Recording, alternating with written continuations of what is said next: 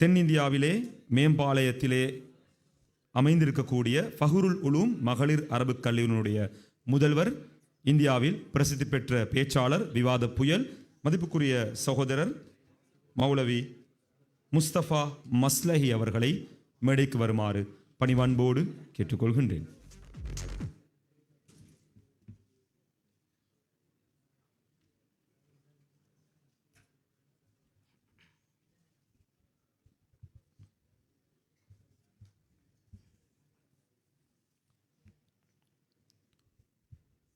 அஸ்ஸலாமு அலைக்கும் வரஹ்மத்துல்லாஹி வபரகாத்துஹு.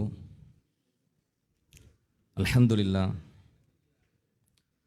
நஹ்மதுஹு வ நஸ்தஈனுஹு வ நஸ்தக்ஃபிருஹு வ நு'மினு பிஹி வ நதவக்கலு அலைஹி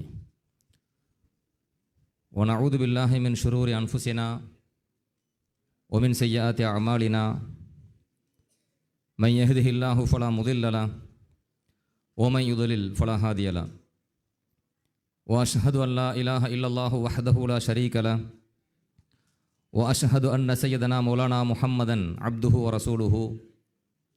أما بعد فقد قال الله تعالى في القرآن العظيم وفي القرآن المجيد بعد أعوذ بالله من الشيطان الرجيم بفضل بسم الله الرحمن الرحيم.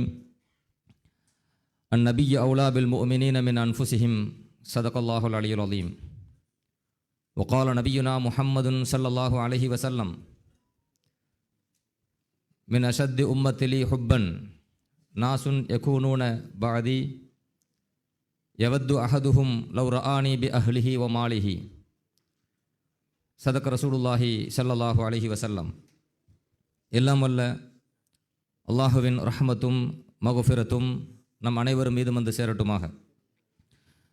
நாம் வாழும் காலமெல்லாம் அல்லாஹுக்கும் அல்லாஹுடைய தூதர் இறுதி தூதர் முஹம்மது ரசூலுல்லாஹி ஸல்லல்லாஹு அலைஹி வஸல்லம் அவர்களுக்கும் முழுமையாக கட்டுப்பட்டு வாழ வேண்டும், ஈமானோடும் இறை அச்சத்தோடும் வாழ வேண்டும் என்று ஆரம்பமாக எனக்கும் உங்களுக்கும் வசியத்து செய்கிறேன்.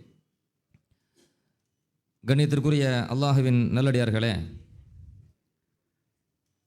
நம் உயிரிலும் மேலான மாநபி ரசூலுல்லாஹி ஸல்லல்லாஹு அலைஹி வஸல்லம் அவர்களுடைய இந்த பிறந்த மாதத்திலே ஸல்லல்லாஹு அலைஹி வஸல்லம் அவர்கள் மீது நாம் வைத்திருக்கக்கூடிய அன்பின் அடையாளமாய் மாநபி ஸல்லல்லாஹு அலைஹி வஸல்லம் அவர்கள் இந்த உலகத்திற்கு உதித்த இந்த மாதத்தை மகிழ்ச்சியோடு கொண்டாட வேண்டும் என்கிற நன்னோக்கத்திலே குல் பி ஃபضலில்லாஹி வ பி ரஹ்மத்திஹி ஃபபிதாலிக ஃபல்யஃப்ரஹு, அல்லாஹ்வினுடைய அருளை கொண்டு ரஹமத்தை கொண்டு மூமின்கள் சந்தோஷப்பட வேண்டும் என்கிற இறைவனுடைய உத்தரவின் அடிப்படையிலே அகிலத்தின் அருள் கொடையாக இருக்கின்ற ரஹமத்தாக இருக்கின்ற மாநபி ரசூலுல்லாஹி ஸல்லல்லாஹு அலைஹி வஸல்லம் அவர்களை கொண்டு அவர்கள் இந்த உலகத்திற்கு வருகை தந்த உதித்த இந்த மாதத்திலே நம் சந்தோஷத்தை வெளிப்படுத்தும் முகமாக உலகெங்கும் மீலாது விழாக்கள் நடைபெற்று கொண்டிருக்கின்றன. இந்த மீலாதை தடுக்க வேண்டும் என்பதற்காக வஹாபிச கொள்கை உடையவர்கள் எத்தனையோ காரணங்கள் கூறி தடுக்க நினைத்தாலும் சத்தியத்திற்கு முன்னிலையில் அசத்தியம் என்றும் மண்டியிட்டுத்தான் ஆக வேண்டும். சத்தியம் வந்துவிட்டால் அசத்தியம் அழிந்துதான் ஆக வேண்டும் என்கிற குர்ஆனுடைய வசனத்திற்கு ஏற்ப வஹாபிசத்தினுடைய போலியான வாதங்கள் ஒவ்வொரு இடங்களிலும் முறியடிக்கப்பட்டு கொண்டிருக்கின்றன. இன்று மீலாது மௌலிதை எதிர்ப்பவர்கள் தடுப்பவர்கள் வைக்கக்கூடிய மிக முக்கியமான கொள்கைகள் என்ன தெரியுமா, வாதங்கள் என்ன தெரியுமா? மாநபி ஸல்லல்லாஹு அலைஹி வஸல்லம் அவர்களை நாம் புகழ்ந்து பாடிவிட்டால் சவாபு கிடைக்கும் என்று நினைக்கிறீர்களா? நன்மை கிடைக்கும் என்று நினைக்கிறீர்களா? நிச்சயமாக நன்மை கிடைக்காது, அதற்கு பகரமாக நரகம்தான் கூலி என்கிறார்கள் வஹாபிசர் கொள்கை உடையவர்கள். ஒரு விஷயத்தை நாம் புரிந்து கொள்வோம். நம் உயிரிலும் மேலான மாநபி ரசூலுல்லாஹி ஸல்லல்லாஹு அலைஹி வஸல்லம் அவர்களை புகழ்வதால் நரகம் கிடைக்கும் என்று ஒருவன் சொல்வானேயானால் அங்கே ஈமான் எங்கே இருக்கிறது? பெருமானார் ஸல்லல்லாஹு அலைஹி வஸல்லம் அங்கீகரித்திருக்கிறார்கள். மாநபி ஸல்லல்லாஹு அலைஹி வஸல்லம் அவர்களை புகழ்ந்தால் அதற்கு நன்மை கிடைக்கும் என்கிற கருத்தை அங்கீகரித்தவர்கள் பெருமானார் ஸல்லல்லாஹு அலைஹி வஸல்லம். ஹஸ்ஸான் இப்னு சாபித் ரலியல்லாஹு அன்ஹு பெருமானார் ஸல்லல்லாஹு அலைஹி வஸல்லம் அவருடைய சபையில் அவர்களுக்கு முன்னிலையில் மாணவி அவர்களை புகழ்ந்து பாடுகின்ற பொழுது ஹஜௌத முஹம்மதன் ஃபஅஜபது அன்ஹு வ இந்தல்லாஹி ஃபீ தாக்கல் ஜஸாஉ. முஹம்மது ஸல்லல்லாஹு அலைஹி வஸல்லம் அவர்களை நீங்கள் எல்லாம் இகழ்கிறீர்களா, திட்டுகிறீர்களா? ஃபஅஜபது அன்ஹு, அந்த மாணவி ஸல்லல்லாஹு அலைஹி வஸல்லம் அவர்களுக்கு பகரமாக நான் பதிலடி கொடுத்து அந்த மாணவி ஸல்லல்லாஹு அலைஹி வஸல்லம் அவர்களை புகழ்ந்து நான் பாடப் போகின்றேன். வ இந்தல்லாஹி ஃபீ தாக்கல் ஜஸா, அவ்வாறு நான் நபியை புகழ்கின்ற பொழுது அதற்காக அல்லாஹ்விடத்தில் எனக்கு மகத்தான கூலி உண்டு என்று பெருமானார் ஸல்லல்லாஹு அலைஹி வஸல்லம் அவர்களுக்கு முன்னிலையில் பாடியவர்கள் யார்? ஹஸ்ஸான் ரலியல்லாஹு அன்ஹு. நபி அவர்கள் அதை அங்கீகரித்துக் கொண்டார்கள். முஸ்லிம் ஷரீஃபிலே பதிவு செய்யப்பட்டது. அப்ப நபி ஸல்லல்லாஹு அலைஹி வஸல்லம் அவர்களை புகழ்ந்தால் அல்லாஹ்விடத்தில் மகத்தான கூலி உண்டு. சரி, அந்த கூலி என்ன கூலி? இன்னைக்கு வஹாபி என்ன சொல்றான்? நபியை புகழ்ந்து விட்டால் அதற்கு கூலி நரகம் என்கிறான். பெருமானார் ஸல்லல்லாஹு அலைஹி வஸல்லம் முன்னிலையில் ஹஸ்ஸான் ரலியல்லாஹு பாடுகிறார்கள், நாங்கள் நபியை புகழ்வதினால் எங்களுக்கு அல்லாஹ்விடத்தில் மகத்தான கூலி உண்டு. ஒரு சஹாபி சொல்றாரு அப்படின்னு சொன்னா அதுக்கு என்னங்க கூலி? ஒரு மூமின் என்ன அர்த்தம் எடுப்பாரு? அந்த கூலி என்ன கூலி? சொர்க்கம் தானே. சரி, பெருமானார் ஸல்லல்லாஹு அலைஹி வஸல்லம் சொல்றாங்க, ஹஸ்ஸான் ரலியல்லாஹு அன்ஹுவை பார்த்து அல்லாஹ்விடத்தில் மகத்தான கூலி கிடைக்கும் என்று பாடினீர்கள் அல்லவா? இந்த முஹம்மது ஸல்லல்லாஹு அலைஹி வஸல்லம் அவர்களை புகழ்ந்து பாடுவதால் அல்லாஹ்விடத்தில் மகத்தான கூலி கிடைக்கும் என்று நீங்கள் பாடினீர்கள் அல்லவா? ஜஸாஉக அல் ஜன்னத்து யா ஹஸ்ஸான். ஹஸ்ஸான் அவர்களே, உங்களுக்கு அல்லாஹ்விடத்தில் கிடைக்க போகின்ற அந்த மகத்தான கூலி என்ன தெரியுமா? சுவனம் தான், சொர்க்கம் தான் என்றார்கள் மாநபி ரசூலுல்லாஹி ஸல்லல்லாஹு அலைஹி வஸல்லம். அல்லாமா இப்னு அஸாகிர் ரஹ்மத்துல்லாஹ் தாரீஹு திமஸ்க் என்கிற அந்த நூலிலே பதிவு செய்கிறார்கள் இந்த ஹதீஸை. அப்ப பெருமானாரை புகழ்ந்தால் சொர்க்கம், பெருமானார் ஸல்லல்லாஹு அலைஹி வஸல்லம் புகழ்ந்தால் நன்மை என்று நமக்கு ஹதீஸின் அடிப்படையிலே தெள்ள தெளிவான ஒரு விஷயங்க. ஸல்லல்லாஹு அலைஹி வஸல்லம் அவங்கள்ட்ட அவங்களுடைய சிறிய தந்தை அப்பாஸ் ரலியல்லாஹு அன்ஹு வருகிறார்கள். வந்து சொல்கிறார்கள், யா ரசூலல்லாஹ் இன்னி உரீது அன் அம்தஹக, அல்லாஹ்வின் தூதர் அவர்களே, நான் உங்களை புகழ்ந்து பாட வேண்டும் என்று ஆசைப்படுகிறேன். இப்போ புகழ்ந்து பாடுறது, நபி ஸல்லல்லாஹு அலைஹி வஸல்லம் அவர்களை புகழ்ந்து, சுப்ஹான மௌலிது என்னங்க? மௌலிது ஓதுறமா இல்லையா? மீலாது கொண்டாட்டம் வந்து விட்டால், மீலாது காலங்கள் வந்து விட்டால், ரபியுல் அவ்வல் மாதம் வந்து விட்டால் நம்ம அதிகமாக உலகெங்கும் எதை ஓதுறோம்? சுப்ஹான மௌலிது ஓதுறோம். முழுக்க முழுக்க பெருமானார் ஸல்லல்லாஹு அலைஹி வஸல்லம் அவர்களை புகழ்ந்து பாடுற பாடல் தானே அது. மாநபி ஸல்லல்லாஹு அலைஹி வஸல்லம் அவர்களுக்கு அல்லாஹ்வால் வழங்கப்பட்ட சிறப்புகளை, அந்தஸ்துகளை, தனி சிறப்புகளை, உயர்ந்த பண்புகளை, மாண்புகளை எடுத்துரைத்து பாடலாக பாடக்கூடிய ஒரு கவி பாடல் தான் சுப்ஹான மௌலிது. அப்ப நபி ஸல்லல்லாஹு அலைஹி வஸல்லம் அவர்களை புகழ்ந்தால் என்ன கிடைக்கும்? ஒரு கூட்டம் சொல்கிறது புகழாதே என்று சொல்லுது. அது அறிவு, குர்ஆன் ஹதீஸை ஓரமாக வச்சுட்டு பேசினா கூட அறிவு ஏற்றுக்காதுங்க. ஒரு மேடையில் நாம் பெற்றெடுத்த பிள்ளைய நம்ம புகழ்றோன்னு வைங்களேன், அல்லது மற்ற ஆள் புகழ்றாங்கன்னு வைங்களேன், நமக்கு சந்தோஷம் வருமா அல்லது கோபம் வருமா? யோசிங்க. நான் பெற்றெடுத்த பிள்ளைய அல்லது நீங்கள் பெற்றெடுத்த பிள்ளையை ஒரு மேடையில் வைத்துக்கொண்டு அத்தனை மக்களை அழைத்து வைத்து உட்கார வைத்து அந்த பிள்ளையை புகழ்றோன்னு வைங்க, பெற்றவங்களுக்கு சந்தோஷம் வருமா கோபம் வருமா? என் பிள்ளையை எப்படி மேடை போட்டு நீ புகழலாம்? யாராவது பேச போகிறாங்களா? அப்படி யாராவது எந்த தாயாவது கேட்பாங்களா? என் பிள்ளை எப்படி மேடை போட்டு புகழலாம் யாராவது கேட்பாங்களா? திட்டுனா கேட்பாங்க. ஏன்னா மேடை போட்டு என் பிள்ளையை போட்டு திட்டுன்னு கேட்பாங்க. ஆனால் மேடை போட்டு பெற்றவங்களை புகழ்ந்தாலோ பிள்ளையை புகழ்ந்தாலோ அந்த குடும்பத்திற்கு சந்தோஷம் தானேங்க. சந்தோஷம் வராது, வந்தால் தான் நம்ம மனசே. நான் என்ன கேட்கிறேன்னா, நம் உயிரை விட மேலாக, பெற்றோர்களை விட மேலாக, பிள்ளையை விட மேலாக, உலகத்தில் அனைத்தை விட மேலாக இருக்கக்கூடிய, உயிருக்கு மேலாக நேசிக்க வேண்டிய பெருமானார் ஸல்லல்லாஹு அலைஹி வஸல்லம் புகழ்ந்து விட்டால், புகழாதேன்னு ஒருத்தர் சொல்றா அப்படின்னு சொன்னா அங்க எங்க ஈமான் இருக்கு? எங்க ஹுப் இருக்கு? ரசூலுல்லாஹி ஸல்லல்லாஹு அலைஹி அவங்கள்ட்ட சஹாபி கேட்கிறார், அப்பாஸ் ரலியல்லாஹு கேட்கறாங்க, யா ரசூலல்லாஹ் இன்னி உரீது அன் அம்தஹக, அல்லாஹ்வின் தூதர் அவர்களே, நான் உங்களை புகழ்ந்து பாட வேண்டும் என்று ஆசைப்படுகின்றேன் நாயகமே என்று சொன்ன பொழுது பெருமானார் ஸல்லல்லாஹு அலைஹி வஸல்லம் என்ன புகழ போறேன்னு சொல்றீங்க? அது சிறுக்கல, குஃபுர்ல, அது வழிகேடுல, நரகத்துக்கு போயிருவீங்களே அப்படி சொன்னாங்களா? ஸல்லல்லாஹு அப்படி சொல்லல. ஹாத்தி லா யஃதுலில்லாஹு ஃபாக்க, ஹாத்தி லா யஃதுலில்லாஹு ஃபாக்க, தாராளமாக பாடுங்களேன், அல்லாஹ் உங்கள் வாயில் உள்ள பற்களை கொட்டாமல் ஆக்கட்டுமாக, அல்லாஹ் உங்கள் முகத்தை இன்னும் பிரகாசமாக அழகாக ஆக்கட்டுமாக என்று பெருமானார் ஸல்லல்லாஹு அலைஹி வஸல்லம் துஆ செய்தார்கள். தப்ரானிலே பதிவு செய்யப்பட்டிருக்கிறது. அப்ப நபி ஸல்லல்லாஹு அலைஹி வஸல்லம் அவர்களை புகழ்கின்ற பொழுது, நான் புகழ்ந்து பாடப் போகிறேன் என்று சொன்ன பொழுது பெருமானார் ஸல்லல்லாஹு அலைஹி வஸல்லம் வரவேற்றார்கள் மாத்திரமல்ல, மகிழ்ச்சியை வெளிப்படுத்துகிறார்கள், அதற்காக துஆ செய்கிறார்கள். துஆ செஞ்சாங்க ஸல்லல்லாஹு அலைஹி வஸல்லம். நீங்க வரலாற்றில் பார்க்கலாம், அல்லாமா இப்னு ஹஜர் அஸ்கலனி ரஹ்மத்துல்லாஹ் போன்ற பெரும் மேதைகள், வஹாபிகளால் ஏற்றுக்கொள்ளப்பட்ட இமாம் தஹபி அவர்களும் கூட, வஹாபிகள் விவாத களங்களில் ஆதார நூலாக வைக்கக்கூடிய சேர ஆலாம் நுபலா போன்ற நூல்களிலே இமாம் தஹபி அவர்கள் உட்பட அல்லாம இப்னு ஹஜர் அஸ்கல் ரஹ்மத்துல்லாஹி அலைஹி அல் இசாபா என்கிற சஹாபாக்களின் வரலாற்று நூல் உட்பட எல்லோருமே பதிவு செஞ்ச ஒரு சம்பவத்தை மிக சுருக்கி சொல்கின்றேன். நாபிகா ரலியல்லாஹுங்கிற ஒரு சஹாபி, நாபிகா ரலியல்லாஹு அன்ஹு, பெருமானார் ஸல்லல்லாஹு அலைஹி வஸல்லம் அவர்களை வந்து பார்க்க வருகிறார். மாநபி ஸல்லல்லாஹு அலைஹி வஸல்லம் அவர்களை பார்க்க வந்துவிட்டு ஸல்லல்லாஹு அலைஹி வஸல்லம் அவர்களை புகழ்ந்து அவர் பாடுகிறார். எப்படி புகழ்ந்து பாடுகிறார்? அதைத்து ரசூலல்லாஹ், நான் யாரிடத்தில் வந்தேன் தெரியுமா? அல்லாஹுவின் தூதர் ஸல்லல்லாஹு அலைஹி வஸல்லம் இடத்தில் வந்துள்ளேன். சாதாரண மனிதரிடத்தில் வரவில்லை, அல்லாஹுவின் தூதரிடத்தில் நான் வந்திருக்கின்றேன். எங்களிடத்திலே அவர்கள் மார்க்கத்தை போதிக்கக்கூடிய ஒரு இறை தூதர். யதுலு கிதாபன் கல் மஜர்ரத்தி நய்யிரா, எங்களிடத்தில் அல்லாஹ்வின் வேதத்தை ஓதி காண்பிக்கிறார். அந்த மாநபி ஸல்லல்லாஹு அலைஹி வஸல்லம் பிரகாசிக்கக்கூடிய மின்னக்கூடிய நட்சத்திர கூட்டங்களை போன்ற மிக மின்னக்கூடிய வசனங்கள் எல்லாம் அந்த குர்ஆனில் இருக்கின்றன. வழிகேட்டில் இருக்கின்ற எங்களுக்கு நேர்வழி காட்டக்கூடிய அளவுக்கு மிக பிரகாசமான வசனங்கள், ஒளி தரக்கூடிய வசனங்கள் எல்லாம் இந்த வேதத்தில் இருக்கின்றன. அத்தகைய ஒரு வேதத்தை எங்களுக்கு ஓதி காண்பிக்கின்ற மாபெரும் இறை தூதரிடத்தில் நான் வந்தேன் என்று யார் படிக்கிறாங்க? நாபிகா ரலியல்லாஹு அன்ஹு. அப்ப பெருமானார் ஸல்லல்லாஹு அலைஹி வஸல்லம் அவங்களுக்கும் துஆ செஞ்சாங்க. லா யஃபுதிலில்லாஹு ஃபாக்க, லா யஃபுதிலில்லாஹு ஃபாக்க, அல்லாஹ் உங்கள் வாயில் உள்ள பற்களை கொட்டாமல் ஆக்கட்டுமாக, உங்கள் முகத்தை இன்னும் பிரகாசமாக ஆக்கட்டுமாக என்று பெருமானார் ஸல்லல்லாஹு அலைஹி வஸல்லம் துஆ செய்தார்கள். வரலாற்றில் பதிவாகின்றது. சில சஹாபாக்கள் இருக்கிறாங்க, அந்த சஹாபாக்களுக்கு அரபியில் முஅம்மரூன் அப்படின்னு சொல்லுவாங்க. முஅம்மரூன் என்ன? நீண்ட ஆயுள் வழங்கப்பட்ட சஹாபாக்கள் அப்படின்னு அர்த்தம். நீண்ட ஆயுள் வழங்கப்பட்ட சஹாபா பெருமக்கள் அப்படின்னு அர்த்தம். அந்த பட்டியலில் யார் வராங்க தெரியுமா? அனஸ்ல இருக்கிறாங்க. அனஸ் ரலியல்லாஹு அன்ஹு நீண்ட ஆயுள் வழங்கப்பட்ட சஹாபி. அதுக்கு நபி ஸல்லல்லாஹு அலைஹி வஸல்லம் காரணம். புகாரி முஸ்லிம் போன்ற நூல்களில் பல்வேறு ஹதீஸ் இருக்குது, அந்த ஆதாரத்துக்குள்ள போகல.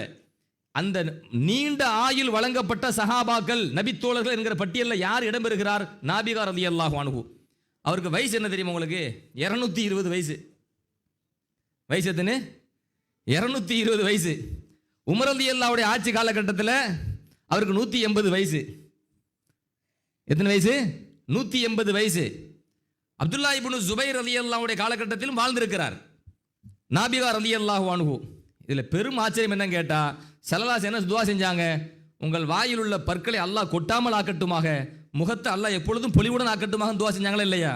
அவர் 220 வயசு வாழ்ந்திருக்கிறாரு. ஒரு பல்லு விழுந்துச்சுன்னு வைங்களேன், உடனே அடுத்த பல்லு முளைஞ்சிருமா. பலவீனமான பல்லு உடைந்து விழும்போது பலமான பல்லு அங்கே உடனே முளைக்கும். பெருமானார் செஞ்ச துஆவின் பரக்கத்து. அப்ப மாநபி ஸல்லல்லாஹு அலைஹி வஸல்லம் அவர்களை புகழக்கூடிய எந்த ஒரு சஹாபியாக இருந்தாலும் அவர்களுக்கு பெருமானார் ஸல்லல்லாஹு அலைஹி வஸல்லம் அவர்கள் என்ன செஞ்சிருக்கிறாங்க? துஆ செஞ்சிருக்கிறாங்க. நீண்ட ஆயுள் வழங்க வேண்டும் என்று துஆ செஞ்சிருக்கிறாங்க. முகமலர்ச்சியோடு இருக்க வேண்டும் என்று துஆ செஞ்சிருக்கிறாங்க. பற்கள் கொட்டாமல் இருக்கணும்னு சொன்னா முகம் அழகா இருக்குன்னு அர்த்தம். ஒரு மனிதன் வாலிபன் இருக்கும்போது முகத்தில் பல்லு இருக்குது, வாயில பல்லு இருக்குது. வயது ஆக ஆக பல்லு கொட்டுதா இல்லையா? பல்லு கொட்டும் போது அந்த முகத்தினுடைய அழகு கொஞ்சமா குறையுதா? அப்ப பல்லு கொட்டாம இருக்கணும் அப்படின்னு சொன்னா முகத்தில் எப்பவுமே அழகு இருக்கணும்னு அர்த்தம். பெருமானார் ஸல்லல்லாஹு அப்படி துஆ செய்றாங்க அப்படின்னு சொன்னா நபியை புகழ்வதை மாநபி ஸல்லல்லாஹு அலைஹி விரும்புறாங்க. அதற்கு நன்மை கிடைக்கும் என்பதை பெருமானார் ஸல்லல்லாஹு அலைஹி சொல்றாங்க. சஹாபா பெருமக்கள் நபி ஸல்லல்லாஹு அலைஹி முன்னிலையில் பாடி இருக்கிறாங்க. இதுவெல்லாம் எதுக்கு ஆதாரமா தரோம் அப்படின்னு சொன்னா, நபியை நேசிக்கக்கூடியவர்களுக்கு இந்த ஆதாரம் தேவையில்லை. அதை சொல்லிக்கிறேன். நபியை நேசிக்கக்கூடியவர்களுக்கு இவ்வளவு ஆதாரம் வைக்கணும் தேவையே கிடையாது. அதுக்கு தான் சின்ன அறிவு இருந்தா போதுங்கிறேன். கொஞ்சம் அறிவு வேலை செஞ்சா போதும். அதுதான் உதாரணம் சொன்னேன். நான் என் பெத்த பிள்ளைய மேடை போட்டு புகழும் போது சந்தோஷப்படுவானா அல்லது கோவப்படுவானா அப்படின்னு கேட்டா எல்லோரும் சொல்லுவீங்க, உங்க பிள்ளைகளை மேடையில் பிடிச்சி புகழும் போது எனக்கு சந்தோஷமா தான் இருக்கும்னு சொல்லுவீங்க. அது நல்ல விஷயம் தான் சொல்லுவீங்க. அப்ப நபியை புகழ்ந்தா மட்டும் ஏன்டா அவங்களுக்கு எரியுதுன்னு நம்ம கேட்போம். அவங்கள புகழ்ந்தா அவங்களுக்கு ஏன்பா எரியுது, கோபம் வருதுன்னு கேட்போம். அப்ப அங்க எங்க ஈமான் இருக்குது, ஹுப்பு இருக்குது, அன்பு இருக்குதுன்னு கேட்போம். அதோட முடிச்சு விட்டு போயிருவோம். ஆனால் மக்களை வழிகெடுத்து விடக் கூடாது என்பதற்காக நபி ஸல்லல்லாஹு அலைஹி வஸல்லம் அவர்களை புகழ்ந்து பாடுவதை வழிகேடு என்று இந்த சமூகத்திலே ஒரு குழப்பத்தை இவர்கள் ஏற்படுத்துகின்ற காரணத்தினால் நம் சமூகம் மிக தெளிவான முறையில் இஷ்கோடு, அன்போடு, மிக ஆர்வத்தோடு பெருமானார் ஸல்லல்லாஹு அலைஹி வஸல்லம் மீலாதை, மௌலிதை அவர்கள் பாட வேண்டும், கொண்டாட வேண்டும் என்கிற நன்னோக்கத்தின் அடிப்படையில் சில ஹதீஸில் நாம் சான்றுகளாக தருகிறோம். ஒன்று. அதில் அடுத்து இன்னொரு விஷயத்தை நம்ம விளங்கிக் கொள்ள வேண்டும். இப்போ நம்ம நபி ஸல்லல்லாஹு அலைஹி வஸல்லம் புகழ்ந்து பாடுறோமா இல்லையா? அந்த பாடலை ஒன்று நன்மை கிடைக்காதுன்னு சொல்லிடுறான். நம்ம நன்மை கிடைக்கும்னு சொல்கிறோமா, அடுத்து மக்கள்கிட்ட இன்னொரு வகையில் வழிகெடுக்கிறான், குழப்புறாங்க வஹாபிகள். எப்படி குழப்புறாங்க? அதில் ஷிர்க்குடைய வாசகங்கள் இடம்பெறுகின்றன. சுப்ஹான மௌலிதிலே ஷிர்க்குடைய வாசகங்கள் இடம்பெறுகின்றன. அல்லாஹுவை பார்த்து மாத்திரம் சொல்ல வேண்டிய விஷயங்களை இவர்கள் அல்லாஹ்வின் தூதரை பார்த்தும் சொல்கிறார்கள். இந்த பாடலிலே அல்லாஹ்வுக்கு மட்டும் பயன்படுத்த வேண்டிய சொற்களை இவர்கள் அல்லாஹ்வின் தூதரை பார்த்து பயன்படுத்துகிறார்கள். எனவே இவர்கள் அல்லாஹ்வின் தூதரை அல்லாஹ்வுடைய இடத்தில் கொண்டு வைக்கிறார்கள், அல்லாஹ்வுடைய இடத்தில் கொண்டு வச்சு சிறுக்கு செய்கிறார்கள். எனவே இணை கற்பிக்கிறார்கள். எனவே சுப்ஹான மௌலிதிலே இணை கற்பிக்கும் வாசகங்கள் இருக்கின்ற காரணத்தினால் இதை ஓதுறவன் முஷ்ரிக்கு, இதை படிக்கிறவன் இதை பாடுறவன் நரகவாசி, நரகத்துக்கு தான் போவான் அப்படின்னு மக்களை குழப்புறது. அங்கே நான் சொல்ற நல்ல கவனிங்க, குர்ஆன் ஹதீஸினுடைய அடிப்படை அறிவு ஞானம் இருக்குமேயானால் சுப்ஹான மௌலிதில் கடுகளவும் சிறுக்கு இல்லை, குஃபுர் இல்லை என்பதை எல்லோரும் புரிந்து கொள்ளலாம். யாரெல்லாம் குர்ஆன் ஹதீஸுக்கு எதிராக சுப்ஹான மௌலித் இருக்கிறது என்று வாதிடுகிறார்களோ, சுப்ஹான மௌலிதிலே ஷிர்க் இருக்கிறது, குஃபுர் இருக்கிறது என்று வாதிடுகிறார்களோ, அவர்கள் முழுக்க முழுக்க மார்க்க ஞானம் அற்றவர்கள், மார்க்கம் சொல்ல தகுதி அற்றவர்கள் என்பதையும் புரிந்து கொள்ள வேண்டும். உதாரணத்துக்கு சொல்வது வேண்டும் என்றால், சுப்ஹான மௌலிதிலே ஒரு அடி வருகிறது. இது பிரபல்யமான அடி, எல்லோரும் அடிக்கடி இந்த மக்களை வழிகெடுப்பதற்காக பயன்படுத்தப்படக்கூடிய அடி. அந்த கஃபாருல் ஹதாயா வ துனூபில் மூபிகாத்தி அந்த சத்தாருல் மசாவி வ முகீலுல் அசராத்தி என்கிற ஒரு பாடல். யா நபி சலாம் அலைக்கும் பல பேருக்கு மனப்பாடம் தானே.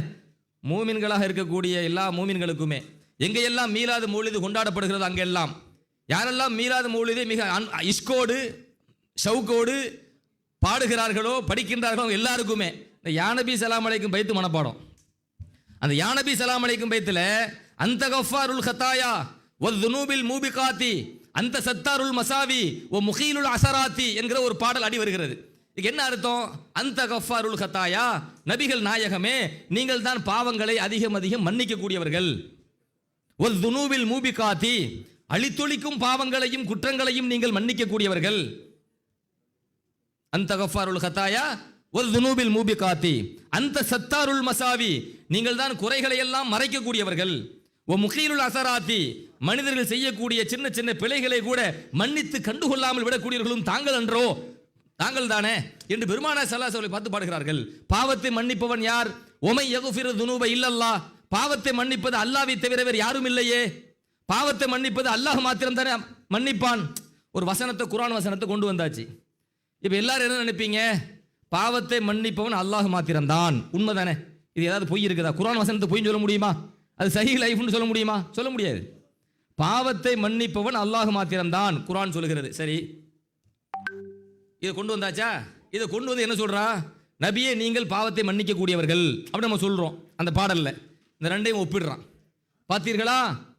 இது இந்த குர்ஆனுக்கு முரண்படுதா இல்லையா? அல்லாஹ்வை தானே பாவத்தை மன்னிக்கிறேன்னு சொல்லணும். அல்லாஹ்வுடைய தூதரை சொன்னீங்க அப்படின்னு சொன்னா அல்லாஹ்வுடைய இடத்துல யாரை கொண்டு வைக்கிறீங்க? அல்லாஹ்வுடைய தூதரை கொண்டு வைக்கிறீங்களா இல்லையா? இதுக்கு பேர் தானே ஷிர்க்கு, இதுக்கு பேர் தானே குஃப்ரு, அதனால நரகம் கிடைக்கும்னு சொல்றோம். எனவே சுப்ஹான மௌலித் ஓதாதீங்க, படிக்காதீங்க என்கிற ஒரு வாதம். வெளிப்படையாக பார்த்தால் பொதுமக்கள் ஏமாந்து விடுவார்கள். ஷைத்தானுக்கு வேலை அதுதாங்க. ஷைத்தான் என்ன பண்ணுவான்? நேரா வந்து நீ அல்லாஹ்வுக்கு மாறு செஞ்சிட அப்படின்னு சொல்லிடுவானா? அப்படி சொன்னா எல்லாம் செஞ்சிட போறோமா? ஷைத்தான் எப்படி வழி எடுப்பான்? ஷைத்தான் எப்படிங்க வழி எடுப்பான்? கொஞ்சம் கொஞ்சமாக தான் வழி எடுப்பான். டப்புன்னு வந்து நின்று நீ அல்லாஹ்வை மறுத்துனா எவனும் மறுக்க மாட்டான். ஷைத்தான் எப்படி தந்திரமாக கெடுப்பான் என்பதை குர்ஆனை பாருங்கள், ஹதீஸை பாருங்கள், வரலாற்றை பாருங்கள். அந்த ஷைத்தானுடைய அந்த வழிகாட்டுதலை தான் இன்னைக்கு வஹாபிகள் ஃபாலோ பண்றாங்க. விஷயம் என்னன்னா, பாவத்தை நபி ஸல்லல்லாஹு அலைஹி வஸல்லம் அவர்கள் மன்னிப்பார்களா? குர்ஆன் என்ன சொல்கிறது, ஹதீஸ் என்ன சொல்கிறது? அப்படி வாங்க. இறைவன் சொல்கிறான், ஃபபிமா ரஹமத்தின் மினல்லாஹி லின்தலஹும் வலவ் குன்த ஃபல்லன் கலீலல் கல்பி லன் ஃபல்லு மின் ஹவுலிக ஃபஅஃபு அன்ஹும். இது யாரை பார்த்து அல்லாஹ் சொல்றான்? நீண்ட வசனத்தை நான் சுருக்கி சொல்றேன். நபிகள் நாயகமே நீங்கள் அந்த மக்களை மன்னியுங்கள். ஃபஅஃபு அன்ஹும், நீங்கள் அந்த மக்களை மன்னியுங்கள். இது யார் சொல்றா? அல்லாஹ் சொல்கிறான். யாரை பார்த்து சொல்றான்? மாநபி ஸல்லல்லாஹு அலைஹி வஸல்லம் பார்த்து. அப்போ நபி ஸல்லல்லாஹு அலைஹி வஸல்லம் பார்த்து அல்லாஹ் மன்னின்னு சொல்றானா இல்லையா? மக்களை மன்னிங்கன்னு சொல்றாங்களா இல்லையா? ஸல்லல்லாஹு அலைஹி வஸல்லம் மன்னிச்சு வாழ்ந்தாங்களா இல்லையா? ஸல்லல்லாஹு அலைஹி வஸல்லம் அவர்கள் மன்னித்து வாழ்ந்தார்களா இல்லையா? எத்தனையோ மக்கள் முஸ்லீம்களாக வாழ்ந்த எல்லோருக்குமே தெரியும். ஸல்லல்லாஹு அலைஹி வஸல்லம் அவங்களுக்கு யாராவது துரோகம் பண்ணாங்கன்னா, யாராவது அழிச்சாட்டியம் பண்ணாங்கன்னா, நபி ஸல்லல்லாஹு பண்பு என்ன கேட்டால் மன்னிச்சு விடுறதா இல்லையா? ஃபஅஃபு அன்ஹும். அல்லாஹ் சொல்லிட்டானா? அப்படி தானே வாழ்ந்தாங்க ஸல்லல்லாஹு அலைஹி வஸல்லம். அப்படி தான் வாழ்ந்தாங்க, அப்படித்தான் வாழ்வாங்க என்பதை அல்லாஹு தஆலா முந்தைய வேதங்களில், தௌராத்து வேதங்கள் உட்பட பெருமானாரின் பண்பு, அவர்கள் மன்னித்து வாழ்வார்கள், மன்னிக்க கூடியவர்கள் என்று தௌராத் வேதத்தில் அல்லாஹ் பதிவு செய்கிறான். சஹீல் புகாரி எடுத்து பாருங்க. சஹீல் புகாரியில் ஒரு நீண்ட ஹதீஸ் இடம்பெறுகிறது. அத்தா ரஹ்மத்துல்லாஹி அலைஹி அவர்கள் அவங்க சொல்றாங்க, அப்துல்லா இப்னு அம்ர் இப்னுல் ஆஸ் ரலியல்லாஹு அன்ஹுமா என்கிற சஹாபியை நான் சந்தித்தேன். அந்த சஹாபியிடத்தில் நான் கேட்டேன், மாநபி ஸல்லல்லாஹு அலைஹி வஸல்லம் பண்பு இருக்குதா இல்லையா, தௌராத் வேதத்தில் சொல்லப்பட்டதை பற்றி உங்களுக்கு தெரியுமான்னு நான் கேட்டேன். ஆமா, தௌராத் வேதத்திலே பெருமானார் ஸல்லல்லாஹு அலைஹி வஸல்லம் பண்பை பற்றி அழகாக சொல்லப்பட்டிருக்கிறது. குர்ஆனில் சொல்லப்பட்ட பல விஷயங்கள் தௌராத் வேதத்திலே மாநபி ஸல்லல்லாஹு அலைஹி வஸல்லம் பண்பாக சொல்லப்பட்டிருக்கிறது. அதில் ஒரு பண்பு, நீண்ட ஹதீஸை சுருக்கமாக தேவை நடத்தி பதிவு செய்கின்றேன். அதில் ஒரு பண்பு, வலா யத்ஃபஉ பிஸ்ஸய்யிஅத்தி ஸய்யிஅ வலாக்கின் யஃபு வ யக்ஃபிரு. வலா யத்ஃபஉ பிஸ்ஸய்யிஅத்தி ஸய்யிஅ வலாக்கின் யஃபு வ யக்ஃபிரு. மாநபி ஸல்லல்லாஹு அலைஹி வஸல்லம் அவர்களுக்கு யாராவது துரோகம் செய்தால், கெடுதி செய்தால் அதற்கு பகரமாக கெடுதி செய்ய மாட்டார்கள், அதற்கு பகரமாக அதே தவறை செய்ய மாட்டார்கள். வலாக்கின் யஃபு வ யக்ஃபிரு, மாறாக மாநபி ஸல்லல்லாஹு அலைஹி வஸல்லம் அவர்களை மன்னித்து விடுவார்கள். இது தௌராத் வேதத்திலே பெருமானார் ஸல்லல்லாஹு அலைஹி வஸல்லம் பண்பாக அல்லாஹ் இறக்கி வைத்திருக்கிறான். அல்லாஹ்வுடைய தூதருடைய பண்பு என்ன? இந்த நான் இப்போ சொன்ன பார்த்தீங்களா, இந்த செய்தி சஹீஹுல் புகாரியில் 2125 ஹதீஸாக பதிவு செய்யப்பட்டிருக்கிறது. அப்போ மாநபி ஸல்லல்லாஹு அலைஹி வஸல்லம் பண்பு என்ன? மாநபி ஸல்லல்லாஹு அலைஹி வஸல்லம் பண்பு என்ன? மன்னிப்பது. நபி ஸல்லல்லாஹு அலைஹி வஸல்லம் அல்லாஹ் என்ன உத்தரவு போடுறான்? ஃபஅஃபு அன்ஹும், நீங்கள் மன்னியுங்கள். அல்லாஹ் உத்தரவு போட்டானா? அல்லாஹ் உத்தரவு போட்டதை சாசம் செய்யாமல் இருப்பாங்களா? முதல்ல அல்லாஹ் மன்னிங்கன்னு சொல்லிட்டான். நபி ஸல்லல்லாஹு நான் மன்னிக்க மாட்டேன், நான் எல்லாத்தையும் பழி வாங்குவேன், அப்படி தான் வாழ்ந்தாங்களா ஸல்லல்லாஹு அலைஹி வஸல்லம்? மன்னித்து வாழ்ந்தார்கள். நபி ஸல்லல்லாஹு அலைஹி வஸல்லம் மன்னிச்சவர் உலகத்தில் யாரும் மன்னிக்க முடியாதுங்க. அப்படி மன்னிச்சு வாழ்ந்துருக்கிறாங்க. நம்மளாம் இருந்தோன்னா பழிக்கு பழி அவ்வளோ வாங்கிட்டு போயிடுவோம். ஸல்லல்லாஹு அலைஹி வஸல்லம் அப்படி வாங்கலை, யாரையும் வாங்கலை. நீங்கள் பார்க்கலாம், ஹதீஸில் பார்க்கலாம். இன்னைக்கு கேட்குறானோ வதுனூபில் மூபிகாத், அழித்தொழிக்கும் பாவங்களை மன்னிக்கும் நாயகமே. நபியை பார்த்து சொல்றீங்க, சொல்லலாமா? அழித்தொழிக்கும் பாவங்களை மன்னிக்கிறது அல்லாஹ் தானே. அந்த அழித்தொழிக்கும் பாவங்களை பெருமானார் மன்னித்தார்கள் என்று சொல்றீங்களா? ஷிர்க் இல்லையா, குஃப்ர் இல்லையா கேட்குறாங்க பார்த்தீங்களா? அதை திரும்பவும் சொல்றோம், குர்ஆன் ஹதீஸை சரியான முறையில் படித்து பாருங்கள். அவருடைய ஞானங்களை, அவருடைய கருத்துக்களை முறையான ஆசிரியரிடமிருந்து பெற்று வாங்கிக் கொள்ளுங்கள், கற்றுக்கொள்ளுங்கள். ரசூலுல்லாஹி ஸல்லல்லாஹு அலைஹி வஸல்லம் ஒரு விஷயத்தை கவனிங்க. மாநபி ஸல்லல்லாஹு அலைஹி வஸல்லம் அவர்களை ஒருவன் கொலை செய்யணும்னு நினைக்கிறான் அப்படின்னு சொன்னா, இது சின்ன பாவமா பெரும் பாவமா? நபியை கொல்லணும்னு நினைக்கிறான், இது சின்ன பாவமா பெரும் பாவமா? பெரும்பாவம், அப்படிதானே? ஒரு மூமினை கொன்னாலே பெரும்பாவம் தானேங்க. அது அல்லாஹ்வின் தூதரை கொல்லணும்னு நினைச்சா அதுக்கு மேலே ஒரு பெரிய பாவம் இருக்குதா? அது அழித்தொழிக்கும் பாவம் தானே. அழித்தொழிக்கும் பாவம் தானே, பெரும்பாவம் தானே அழித்தொழிக்கும். அது மனசை நாசமாக்கிருமா இல்லையா? இந்த உலக வாழ்க்கையை நாசமாக்கிரும், மறுமை வாழ்க்கையை நாசமாக்கிரும். அழித்தொழிக்கும் பாவம். அந்த அழித்தொழிக்கும் பாவத்தை நபி ஸல்லல்லாஹு அலைஹி வஸல்லம்க்கு எத்தனை எதிரிகள் செய்தார்கள்? ஒரு 80 பேருங்க, மக்காவாசி 80 பேர். 80 பேர் தன்ஈம் என்கிற அந்த பகுதியினுடைய மலை உச்சியில இருந்து நபி ஸல்லல்லாஹு அலைஹி வஸல்லம் கொல்லுவதற்காக 80 பேர் வராங்க. முஸ்னத் அஹமதுல வருது, சஹீஹ் முஸ்லிம்ல வரக்கூடிய செய்தியை சொல்றேன், ஆதாரபூர்வமான ஹதீஸை சொல்றேன். ஒரு 80 மக்காவாசிகள் ஜபல் தன்ஈம், தன்ஈமுடைய பகுதியில் உள்ள மலை உச்சியில இருந்து யாருக்கும் தெரியாம நபி ஸல்லல்லாஹு அலைஹி வஸல்லம் கொல்லுவதற்காக வருகிறார்கள். வரும்போது ஹதீஸில் வந்த வாசகத்தை சொல்கிறேன். ஃபஅஹதஹும் ரசூலுல்லாஹி ஸல்லல்லாஹு அலைஹி வஸல்லம், மாநபி ஸல்லல்லாஹு அலைஹி வஸல்லம் அவர்கள் அந்த 80 பேரையும் கைது செய்து பிடித்து விட்டார்கள். 80 பேரும் முடிஞ்சாச்சு. நபியை கொல்லுவதற்காக வந்த அந்த கூட்டத்தை 80 பேரை ஸல்லல்லாஹு அலைஹி வஸல்லம் பிடிச்சிட்டாங்களா? இப்போ அவங்களுக்கு மரண தண்டனை கொடுக்கலாம் தானே? அல்லாஹ்வுடைய தூதர் கொல்ல வந்திருக்கிறாங்க, அவங்களுக்கு தண்டனையாக மரண தண்டனை வழங்கலாம் தானே? இப்போ மாநபி ரசூலுல்லாஹி ஸல்லல்லாஹு அலைஹி வஸல்லம் என்ன பண்ணாங்க? ஹதீஸில் என்ன வருது?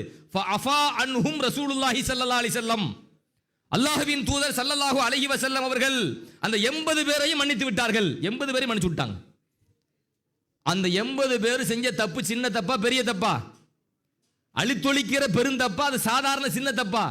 அழித்தொழிக்கும் பெரிய பாவம். அந்த அழித்தொழிக்கும் பெரிய பாவத்தையும் அது துனூபில் மூபிகாத்தில் கட்டுப்பட்ட இந்த உலக வாழ்க்கையை நாசப்படுத்தக்கூடிய, மறுமை வாழ்க்கையை நாசப்படுத்தக்கூடிய மாபெரும் தவறை அந்த கூட்டம் செய்தது. ஆனால் மாநபி ரசூலுல்லாஹி ஸல்லல்லாஹு அலைஹி வஸல்லம் அவர்கள் அந்த கூட்டத்தை மன்னித்தார்கள். ஃபஅஃபா அன்ஹும் ரசூலுல்லாஹி ஸல்லல்லாஹு அலைஹி வஸல்லம். முஸ்னத் அஹமதிலே சஹீஹ் முஸ்லிமிலே இடம்பெற்ற செய்தி. ஸல்லல்லாஹு அலைஹி வஸல்லம் அவர்களுக்கு ஒரு யூத பெண்மணி விஷம் வைத்து ஒரு இறைச்சியை கொடுத்தாங்க, ஆட்டு இறைச்சி கொடுத்தாங்க, விருந்து கொடுத்தாங்க. எது? விஷம் வச்சு கொடுத்தாங்க. எதுக்கு? நபி ஸல்லல்லாஹு அலைஹி வஸல்லம் கொல்ல தானே? சின்ன பாவமா? அழித்தொழிக்கிற பாவம் தானே? அவ்வளவு பெரிய பாவத்தை அந்த பெண்மணி செய்யறாங்க. ஒரு யூத பெண்மணி விஷம் வைத்து ஆட்டிறைச்சி விருந்து கொடுக்குறாங்க. பெருமானார் ஸல்லல்லாஹு அலைஹி வஸல்லம் அவர்கள் அதை சாப்பிடுறாங்க. சாப்பிடும்போது அல்லாஹ் அறிவிச்சு கொடுத்துட்டான், தெரிஞ்சு போச்சு. இப்போ அந்த பெண்மணியை கூப்பிட்டு கேட்குறாங்க, எதுக்கு விஷம் வச்சேன்ட்டு. அப்போ அந்த பெண்மணி சொல்றாங்க, அறத்துளி அக்குத்துலக்க, நான் உங்களை கொல்லணும்னு சொல்லி நாடி தான் அந்த மாதிரி விஷம் வச்சேன். அப்போ நபி ஸல்லல்லாஹு அலைஹி வஸல்லம் சொன்னாங்க, அதெல்லாம் உன்னால் முடியாதுன்னாங்க. அது உன்னால என்ன கொல்ல உன்னால முடியாது அப்படின்னு சொன்ன உடனே இப்போ சஹாபா பெருமக்கள் சும்மா இருப்பாங்களா? நபி ஸல்லல்லாஹு அலைஹி வஸல்லம் அவர்கள் முன்னிலையில் அவமரியாதையாக நடந்தாலே சஹாபாக்கள் சும்மா இருக்க மாட்டாங்க. இந்த பெண்மணி கொல்வதற்காக விஷ வச்சிருக்கிறாங்க, சும்மா இருப்பாங்களா சஹாபாக்கள்? நபித்தோழர்கள் பொங்கி எழுதாங்க, அல்லாஹ்வின் தூதர் அவர்களே, அலா நக்துலுஹா, இந்த பெண்மணிக்கு நாங்கள் மரண தண்டனை வழங்கி விடட்டுமா? உங்களை கொல்லன்னு விஷ வச்சிருக்கிறாங்க, இந்த பெண்மணியை நாங்கள் கொலை செய்து விடட்டுமா, மரண தண்டனை வழங்கட்டுமா என்று கேட்ட பொழுது மாநபி ரசூலுல்லாஹி ஸல்லல்லாஹு அலைஹி வஸல்லம் கொன்றுங்கன்னு சொல்லல. ஹதீஸை எடுத்து பாருங்கள், மாநபி ரசூலுல்லாஹி ஸல்லல்லாஹு அலைஹி வஸல்லம் கொல்ல வேண்டாம் அப்படின்னு தடை போடுறாங்க, கொன்றாதீங்கன்னு சொன்னாங்க. மன்னிச்சு விட்டாங்களா இல்லையா? மன்னிச்சு விட்டாங்கல்ல. இது சின்ன பாவமா அழித்தொழிக்கிற பாவமா? அழித்தொழிக்கும் பாவங்களை எத்தனை பேர் பெருமானார் ஸல்லல்லாஹு அலைஹி வஸல்லம் செய்த பொழுது மாநபி ரசூலுல்லாஹி ஸல்லல்லாஹு அலைஹி வஸல்லம் அவர்கள் அதற்காக பழி வாங்கும் உணர்வோடு வாழாமல், பழி வாங்காமல் அதை மன்னித்து வாழ்ந்தார்கள். இப்ப இவ்வளவு உயர்ந்த பண்பு பெருமானாருக்கு இருக்கின்றது. அந்த புகழை நாம் எடுத்து சொல்கிறோம். அந்த கஃபாருல் கத்தாயா வல் துனூபில் மூபிகாத்தி.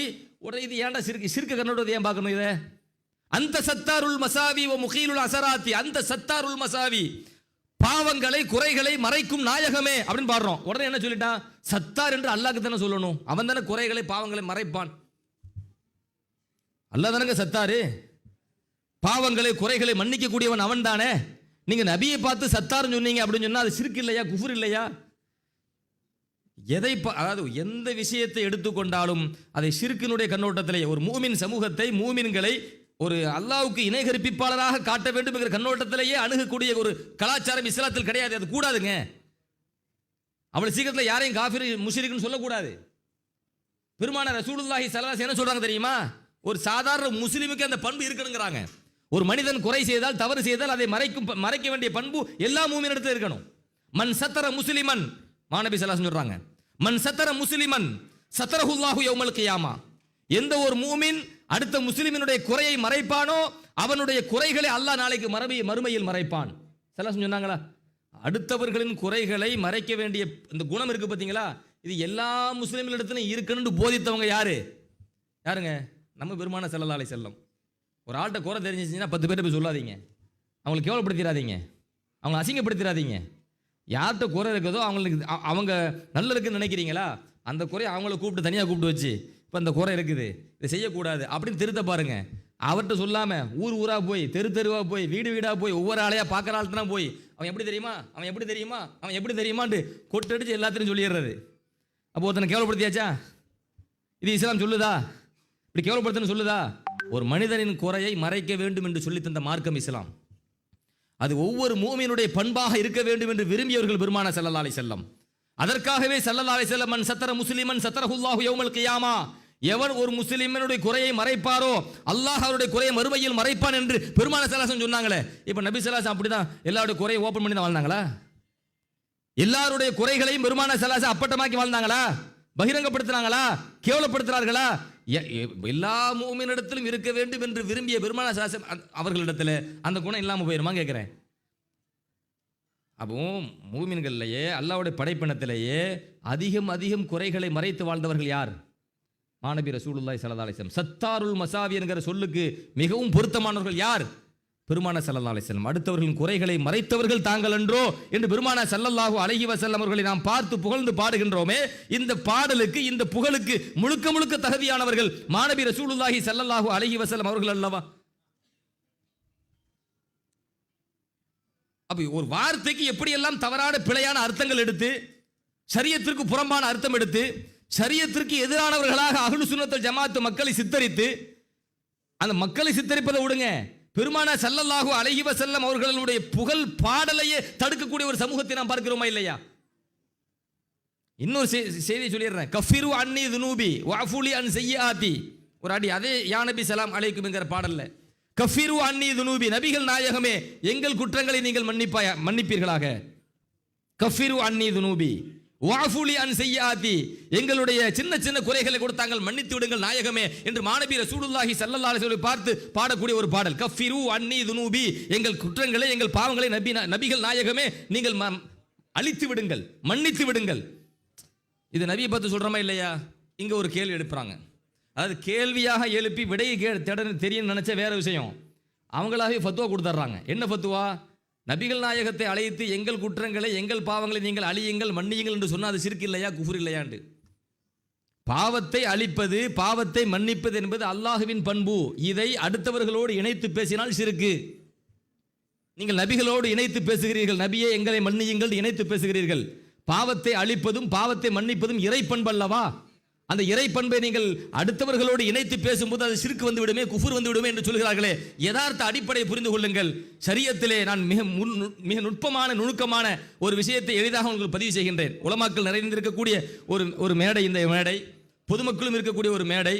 மிக இலகுவாக சுருக்கமாக பதிவு செய்கிறேன். உலமாக்கள் தெரிந்தவர்கள் கிதாபில் நீங்கள் விரித்து பார்த்தாலும் அது இருக்கும். மஜாஸ், ஹக்கீகத்து மஜாஸ் நம்ம மதரசாக்களில் ஓதி இருப்போம். இல்முல் பலாகத்து பாடத்தில் கிதாபுகளில், இல்முல் பலாகத்துடைய பாடத்தில் கிதாபுகளில் ஹக்கீகத்து மஜாஸ்னு ஒரு பாடம் படிச்சிருப்போம். நான் அந்த பொதுமக்களும் இங்கே இருக்கிற காரணத்தினால எளிமைப்படுத்தி புரிவதற்காக சுருக்கி சொல்கிறேன். ஹக்கீகத் என்று சொன்னால் ஒரு காரியத்தை அசல்ல யார் செய்கிறாங்களோ அந்த செய்கிறவங்களுக்கு இணைத்து பேசினா அதுக்கு ஹக்கீகத்துன்னு சொல்லுவோம்.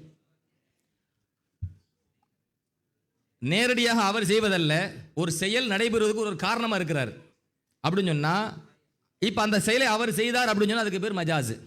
மிக சுருக்கி சொல்கிறேன், இதுக்கு மேலே விரிவாக சொன்னால் பாடமாக போயிடும். ஒரு காரியத்தை அடிப்படையில் யதார்த்தத்தில் யார் செய்கிறாரோ அவரோடு அந்த காரியத்தை இணைத்து பேசினால் அதுக்கு பேர் ஹக்கீகத். ஒரு காரியம் நடைபெறுவதற்கு யார் காரணமாக இருக்கின்றார்களோ அவர்களோடு அந்த காரியத்தை இணைத்து பேசினால் மஜாஸ். இவ்வளோ விளங்கிக்கிட்டால் போதும். இப்போ விஷயத்துக்கு வாங்க. நான் என்ன சொல்கிறேன்னா, பசியை போக்குறது யாரு? நம்ம பசியை போக்குறது யாரு? அல்லாஹ் தானே. நமக்கு பசி வந்தால் அதை போக்குறது அல்லாஹ் தானேங்க. பசியை போக்குறது அல்லாஹ். இப்போ பசியை இறைவன் போக்கினான் அப்படின்னு சொன்னால் அதுக்கு பேர் ஹக்கீகத்து. ஏன்னா பசியை போக்குதுங்கிற செயலை யதார்த்தத்தில் செய்வது அல்லாஹ் தான். எனவே பசியை போக்கினான் இறைவன் அப்படின்னு சொல்லி இறைவனோடு இணைத்ததை சொன்னால் அதுக்கு பேர் ஹக்கீகத். சரிங்களா? சரி, உணவு பசியை போக்கியது அப்படின்னு சொல்கிறேன். நான் சாப்பிட்டேன், எனக்கு மதியம் சாப்பிட்டேன், இந்த உணவு என் பசியை போக்கியது அப்படின்னு நான் சொல்கிறேன். இப்படி சொன்னால் இதுக்கு பேர் மஜாஸ். ஏன்னா பசியை போக்குவதற்கு உணவு காரணமாக இருக்குது. இந்த பசியை போக்குவதற்கு இந்த உணவு காரணமாக இருக்குது. அதனால் என் பசியை இந்த உணவு போக்கியது அப்படின்னு சொன்னால் அதுக்கு பேர் மஜாஸ். இந்த யதார்த்தத்தை புரிஞ்சுக்கங்க. எதை அசலில் யார் செய்கிறார்களோ அவர்களோடு இணைத்தால் ஹக்கீகத். ஒரு காரியம் நடைபெறுவதற்கு ஏதாவது காரணமாக இருந்தால் அதோடு இணைத்து பேசினால் மஜாஸ். சரிங்களா? நோயை குணப்படுத்துறது யாரு? அல்லாஹ். அல்லாஹ் என் நோயை குணப்படுத்தினான் அப்படின்னு சொன்னால் இதுக்கு பேர் ஹக்கீகத்து. தலைவலி வந்துச்சு, வயிற்று வலி வந்துச்சு, மருந்து சாப்பிட்டேன், குணமாயிருச்சு. இந்த மாத்திரை தலைவலியை போக்கும், இந்த மாத்திரை காய்ச்சலை போக்கும், இந்த மருந்து தலைவலியை போக்குது, இந்த மருந்து வயிற்று வலியை போக்குது. சொல்கிறோமா இல்லையா? அப்போ மருந்து குணம் தருகிறது அப்படின்னு சொன்னால் அதுக்கு பேர் மஜாஸ். அதாவது இறைவன் தான் தருகிறான், மருந்தின் மூலமாக தருகிறான்.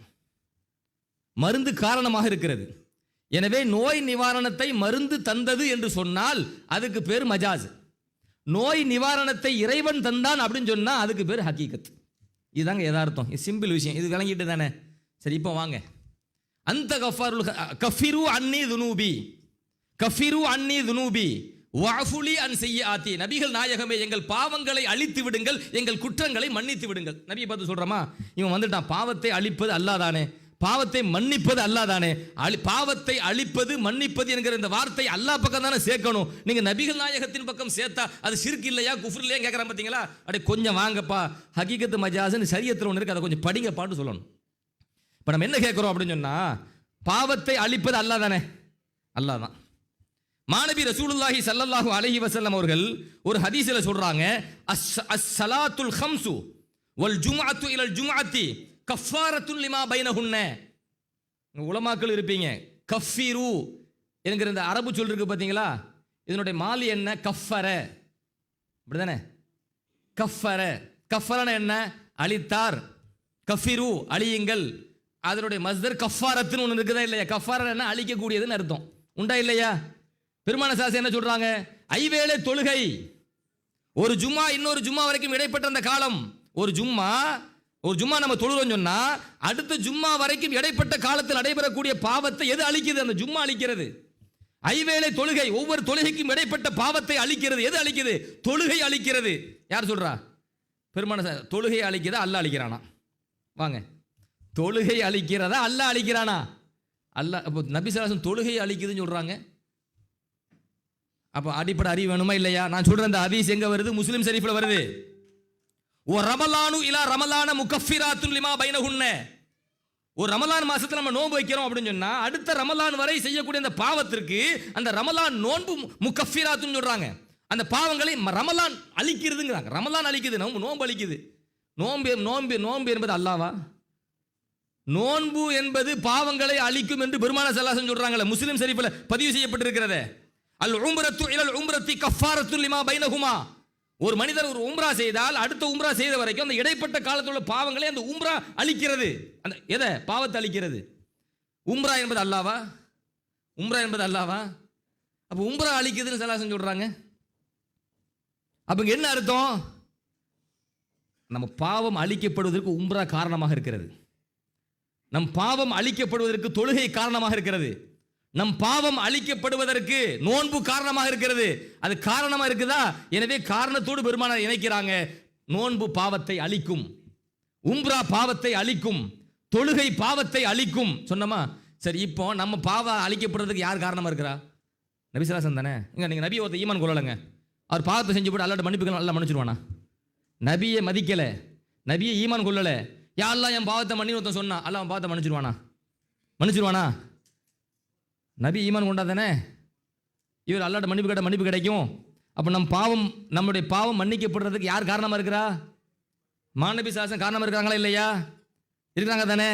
அப்போ நம் பாவத்தை நபிகள் மன்னித்தார்கள் அப்படின்னு சொன்னா எங்கே சிறுக்கு வந்துச்சுன்னு கேட்குறேன். அதே காரணத்தோடு இணைச்சு பேசுகிறோம்.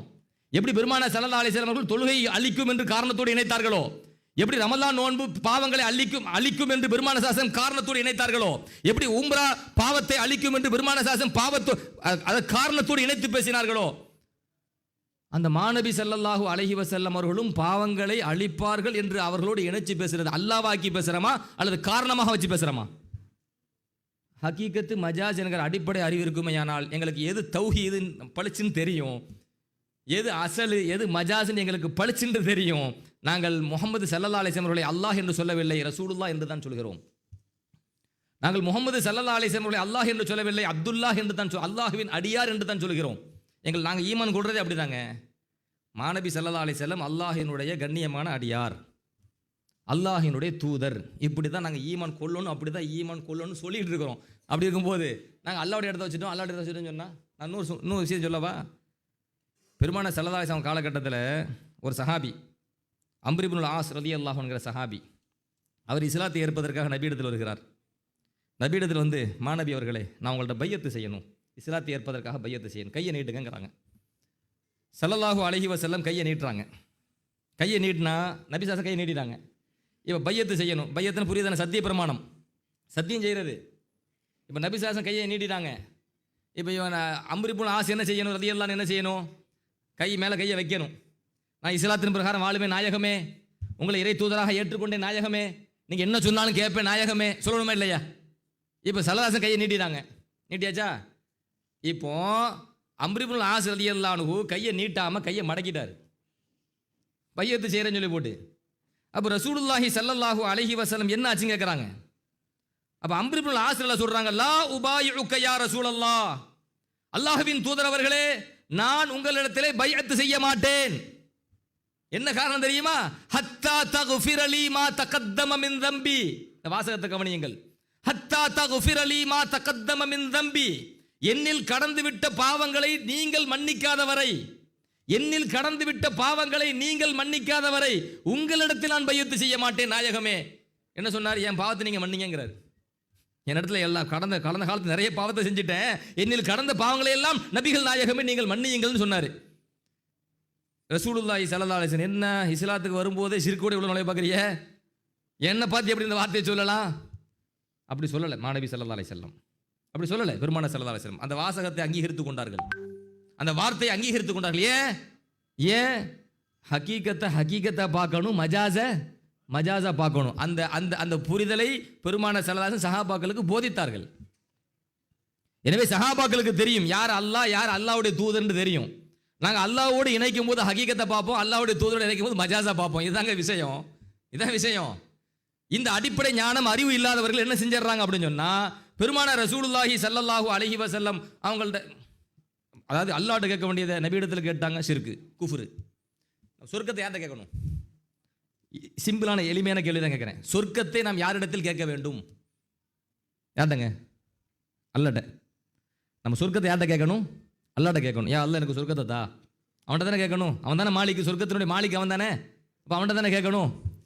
சரி, சொர்க்கத்தில் நபியோடு இருக்கிற பாக்கியத்தை யார்கிட்ட கேட்கணும்? அல்லாஹ்ட்ட தானே கேட்கணும். அல்லாஹ்ட்ட தான். சரி, பெருமானார் ஸல்லல்லாஹு அலைஹி வஸல்லம் அவங்கள்ட்ட ஒரு சஹாபி, ரபிஆ ரலியல்லாஹுங்கிற சஹாபி, அவங்க நபிக்கு பணிவிடை செஞ்சாங்க. நபி சந்தோஷப்பட்டாங்க, மகிழ்ச்சி அடைஞ்சாங்க. மகிழ்ச்சி அடைஞ்சனால மாநபி ஸல்லல்லாஹு கேட்குறாங்க, சல் யா ரபிஆ, ரபிஆவே என்ன வேணாலும் கேளு நான் தரேன் அப்படின்னாங்க. என்ன வேணாலும் கேளு நான் தரேன் அப்படின்னு சொன்னால் அது எவ்வளோ பெரிய விஷயம் அது. இந்த பாக்கியம் நமக்கு கிடச்சி நம்ம என்ன கேட்போன்னு கொஞ்சம் யோசிங்க. என்ன வேணாலும் கேளு தரேன். யா அல்லாஹ், அல்லாஹ்வின் தூதரே எனக்கு சொந்த வீடு இல்லை, ஏதாச்சும் சொந்த வீட்டுக்கு ஏற்பாடு பண்ணுங்க. எனக்கு வாகனம் இல்லை, வாகனத்தை ஏற்பாடு பண்ணுங்க. எனக்கு வியாபாரத்தில் பறக்கத்து இல்லை, பறக்கத்துக்கு ஏற்பாடு செய்யுங்க. என்னென்னமா கேட்டுருவோமா இல்லையா? உலகத்தில் சொகுசா வாழணும்னு சொல்லி அனைத்தையும் கேட்டுருவோம் மனசன். ஆனால் ரபிஆ ரலியல்லாஹு அன்ஹு அவர்களிடத்தில் பெருமானார் ஸல்லல்லாஹு அலைஹி வஸல்லம் சொல்றாங்க, சல் யா ரபிஆ, ரபிஆவே என்ன வேண்டுமானாலும் கேள் என்று சொன்ன பொழுது அந்த ரபிஆ ரலியல்லாஹு அன்ஹு மாநபி ஸல்லல்லாஹு அலைஹி வஸல்லம் கேட்கறாங்க, அஸ்அலுக முராஃபகதக ஃபில் ஜன்னா யா ரசூலல்லாஹ், அல்லாஹ்வின் தூதர் அவர்களே சொர்க்கத்திலே உங்களோடு இருக்கும் பாக்கியத்தை உங்களிடம் கேட்கிறேன். அல்லாஹ்ட்ட கேட்கிறேன்னு சொல்லல, சொர்க்கத்தில் உங்களோடு இருக்கும் பாக்கியத்தை உங்களிடம் கேட்கிறேன் நாயகமே. அப்ப சொர்க்கத்தில் நபியோடு இருக்கிற பாக்கியத்தை அவர் நபி ஸல்லல்லாஹு அலைஹி வஸல்லம் கேட்டாரே, அல்லாஹ்விடத்தில் கேட்க வேண்டியதை நபியிடத்தில் கேட்டு விட்டார். ஷிர்கு, குஃபுர் அப்படியா? பெருமானார் அப்படிதான் பார்த்தாங்களா? கிடையாது. ஹகீகத்து எது, மஜாஸ் எது என்று நபியர்கள் சஹாபாக்களுக்கு போதித்த காரணத்தினால் சஹாபாக்கள் தெளிவா இருக்கிறாங்க. நபியை பார்த்தாங்க, அல்லாஹ்வை பார்த்தாங்க. இந்த கேள்வியில அவங்க ஷிர்க் கலக்கலன்னு நபிக்கும் தெரியும், அந்த சஹாபிக்கும் தெரியும். அதனால தான் பெருமானார் ஸல்லல்லாஹு அலைஹி வஸல்லம் என்ன அல்லாஹ்ட்ட கேட்க வேண்டியதை எங்கிட்ட கேட்கறீங்க, ஷிர்க் வச்சுட்டீங்க கேட்கல.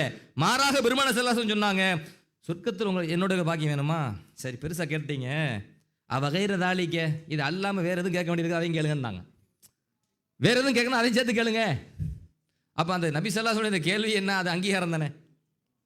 வேற ஏதாவது இருந்தால் அதையும் சேர்த்து கேளுங்கன்னாங்க. அப்போ அந்த சஹாபி சொன்னாங்க, ஹுவ தாக்க யா ரசூலல்லாஹ், நான் சின்ன விஷயமா கேட்டிருக்கேன், பெரிய விஷயம் கேட்டிருக்கேன். சொர்க்கத்தில் இருக்கிற பாக்கியம், அது உங்களோட இருக்கிற பாக்கியம், அந்த ஒரு பாக்கியமே போதும் நாயகமே அப்படின்னாங்க. அப்போ பெருமானார் ஸல்லல்லாஹு அலைஹி வஸல்லம் அவர்களிடத்தில் அந்த சஹாபி சொர்க்கத்தை கேட்டதை நபி என்ன செய்யல, ஷிர்கா பார்க்கல, ஷிர்க்குன்னு சொல்லலை. அந்த சஹாபி ஷிர்க்குடைய எண்ணத்தில் கேட்கல. அப்ப அல்லாஹுவோடு இணைக்க வேண்டிய விஷயத்தை அல்லாஹ்வோடு இணைக்கும் போது அது ஹக்கீகத்தாகவும், காரணங்களோடு இணைக்கின்ற பொழுது அது மஜாஸாகவும் இருக்கும் என்கிற யதார்த்தத்தை இஸ்லாம் குர்ஆன் நமக்கு கற்றுத்தந்தது. குர்ஆன்ல நிறைய எடுத்துட்டு போயிடலாம், அந்த மாதிரி நிறைய விஷயத்தை எடுத்து போடலாம். ஹதீஸ்கள்ல இருந்து அதை மட்டுமே, ஹக்கீகத்து மஜாஸ் என்கிற தலைப்பில் மட்டுமே குர்ஆன்ல இருந்து அள்ளி போடலாம், ஹதீஸ்ல இருந்து அள்ளி போடலாம். அதனால யார் குர்ஆன் ஹதீஸ் யார் மௌலூத விமர்சனம் செஞ்சாலும் அடிப்படை ஞானம் இல்லாமல், அறிவு இல்லாமல் இந்த மார்க்கத்தை என்ன செய்யறாங்க, குறை காண பார்க்கிறார்கள், மௌலுதை குறை காண பார்க்கிறார்கள். மௌலுது ஓதக்கூடியவர்களை அவர்கள் முஷ்ரிக்காக்க பார்க்கிறார்கள் என்கிற கருத்தை நீங்கள் உள்வாங்கிக்கங்க. ஒன்று. ரெண்டாவது, இந்த சுபஹான மௌலுதில் இந்த ஜியாரத்து போன்றது, நபி ஸல்லல்லாஹு அலைஹி வஸல்லமுடைய கபருக்கு சென்று கபரை முத்தமிடுவது போன்ற வாசகங்கள்லாம் இடம்பெறுது அப்பாடல்கள்லையே.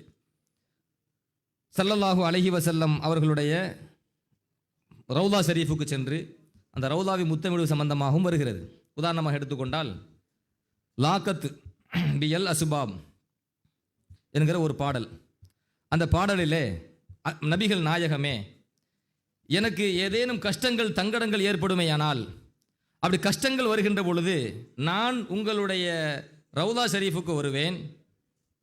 உங்களுடைய ரவுலா ஷரீஃபுக்கு நான் வந்து அந்த ரவுலா ஷரீஃபினுடைய வாசல் நிலைப்படியை நான் முத்தமிடுவேன் நாயகமே. உகப்பிலுல் ஆத்தாபு, உகப்பிலுல் ஆத்தாபு, ஆத்தாபுனா அந்த நிலைப்படியினுடைய அந்த வாசல் படியை முத்தமிடுறது.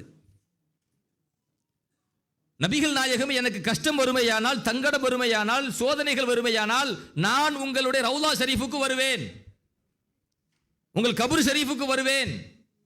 வந்து அந்த வாசல் படியை நிலைப்படி நான் முத்தமிடுவேன் நாயகமே. என்ன சொல்ல வராரு? கஷ்டம்னு ஒன்று வந்துச்சுன்னு சொன்னா நான் உங்க ரவுலா ஷரீஃபுக்கு வந்து உங்களுடைய ரவுலா ஷரீஃபினுடைய வாசலை நான் தபர்ருக்காக கருதி அதை முத்தமிட்டு அங்கே நின்று கையேந்துவேன் அப்படின்னு சொல்ல வராரு. அப்படின்னு என்ன அர்த்தம்? என் கஷ்டம் போயிருன்னு அர்த்தம். அப்படி போலாமா? தர்காவுக்கு போகலாமா, வலிமார்கள்ட்ட போகலாமா, நபிமார்களுடைய கபருக்கு போகலாமா, அந்த கபூரில் போய் நின்றுக்கிட்டு நீங்கள் கேட்கலாமா, அங்கே போய் கபூரை முத்தமிடலாமா, அங்கே உள்ள கதவை போய் முத்தமிடலாமா, இது சிறுக்கு இல்லையா, இது குஃபுர் இல்லையா, இந்த வாசகத்தை தூக்கிட்டு வந்துடுறான்.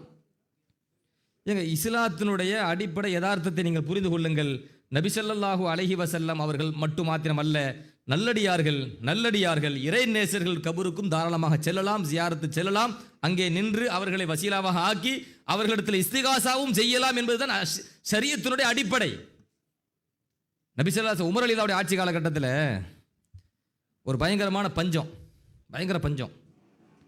அப்படி ஒரு பஞ்சம் ஏற்பட்ட பொழுது உமர் ரலியல்லாஹு அன்ஹு அவங்க காலகட்டத்தில் ஒரு சஹாபி அவர் என்ன பண்ணுறாரு அப்படின்னு சொன்னால், நபி ஸல்லல்லாஹு அலைஹி கபருக்கு போகிறாரு. நபி ஸல்லல்லாஹு அலைஹி கபருக்கு போய் கபருக்கு முன்னாடி நின்று, யா ரசூலல்லாஹ் இஸ்தஸ்கிலி உம்மத்திக ஃபஇன்னஹும் கத் ஹலகு, அல்லாஹ்வின் தூதர் அவர்களே, உங்களுடைய உம்மத்து பஞ்சத்தால் அழிந்து கொண்டிருக்கிறது, பட்டினியால் அழிந்து கொண்டிருக்கிறது, இவர்களுக்காக தாங்கள் மழை வேண்டுங்கள் நாயகமே என்று மாநபி ரசூலுல்லாஹி ஸல்லல்லாஹு அலைஹி வஸல்லம் கபூர்ல போய் நபியை கூப்பிடுறார். யா ரசூலல்லாஹ், யாரை கூப்பிடுறாரு? ஸல்லல்லாஹு அலைஹி வஸல்லம் வஃபாத் ஆயிட்டாங்க, கபூர்ல அடக்கம் செய்யப்பட்டிருக்கிறாங்க. கபருக்கு பக்கத்தில் நின்று யாரை கூப்பிடுறாரு?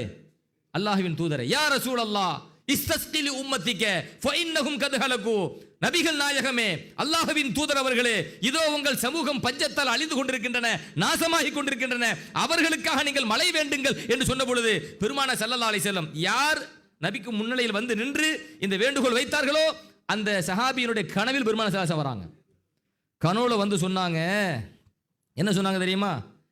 இத்தி உமர, நீங்க உமர் அலியல்லாட்ட போங்க, கண் விழித்தால் உமர் ரலியல்லாஹு அன்ஹு அவங்களிடத்துல போங்க, உமர் ரலியல்லாஹு அவங்கள்ட்ட போய் அவங்கள்ட்ட நான் சொன்னதா சொல்லுங்க, இந்த மக்களுக்கு மழை பொழியும்னு சொல்லுங்க, இந்த மக்களுக்கு மழை பொழியும்னு நான் சொன்னதா உமர்லாட்ட போய் சொல்லுங்க.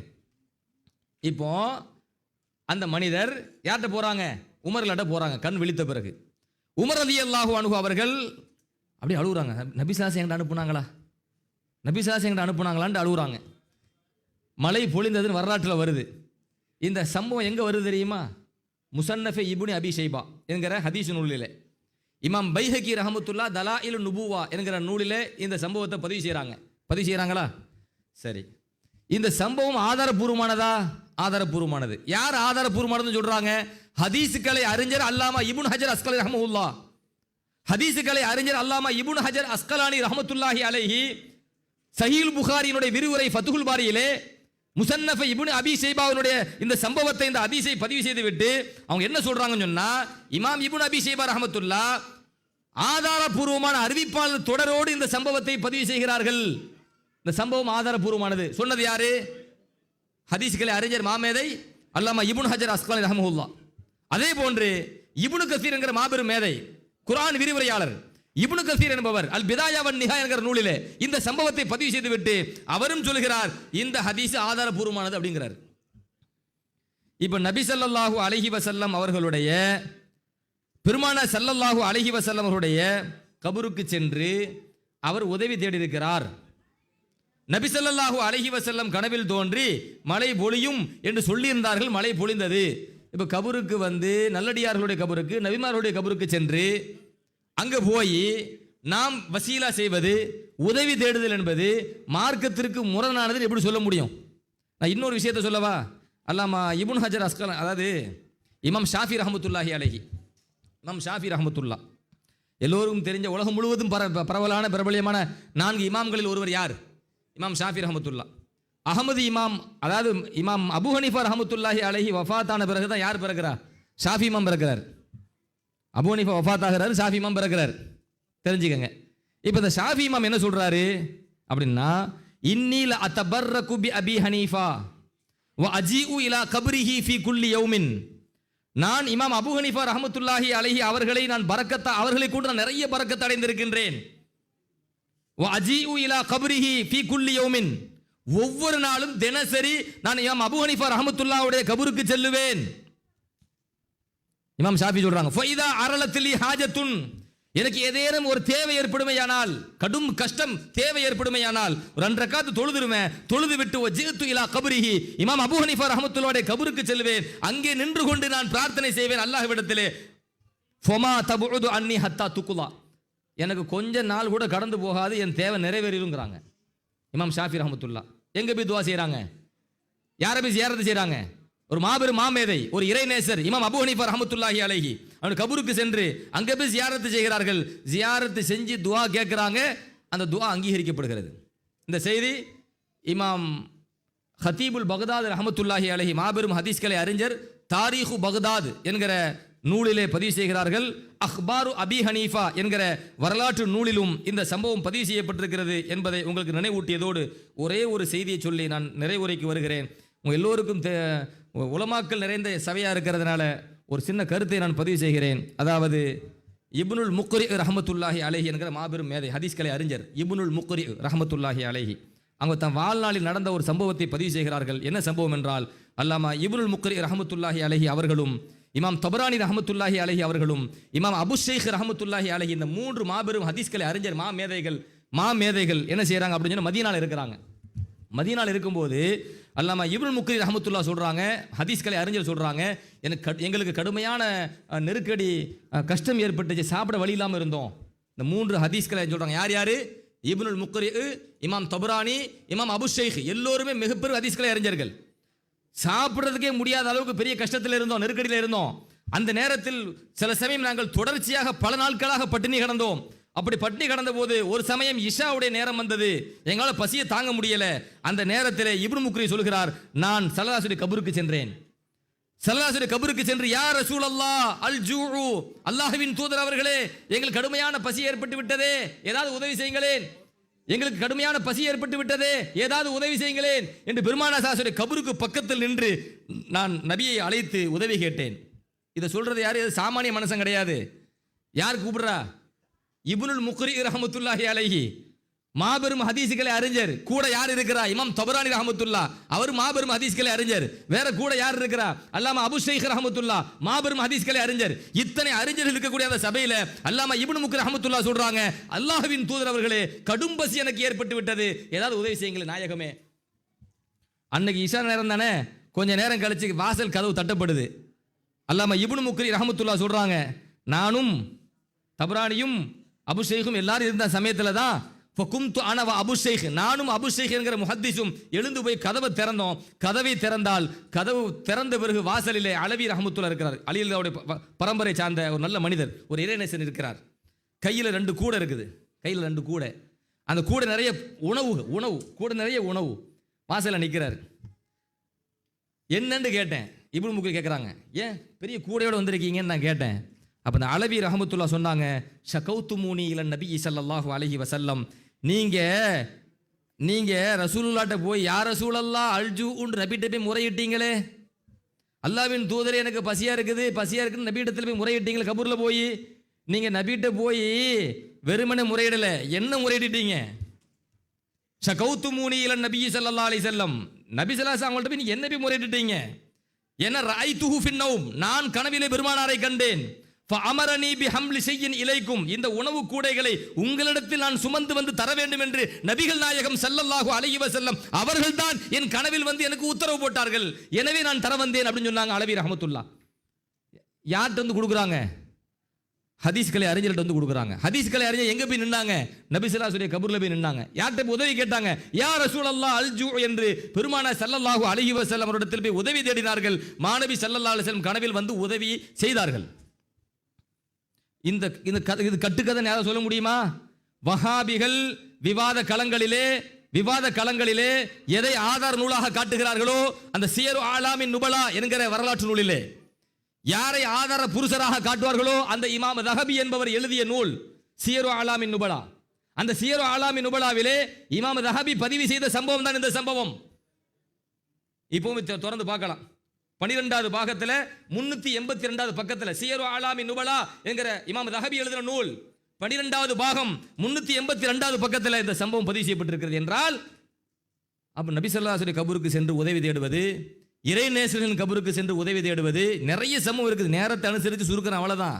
இல்லாட்டா எந்தெந்த இமாம்கள் எல்லாம் கபர்களுக்கு சென்று உதவி தேடி இருக்கிறார்கள் இறைநேசர்களிடத்திலே, அந்த உதவி தேடுதல் என்பது ஷிர்க் என்கிற கண்ணோட்டத்தில் அல்ல. அதுக்கு விளக்கம் நிறைய இருக்குது.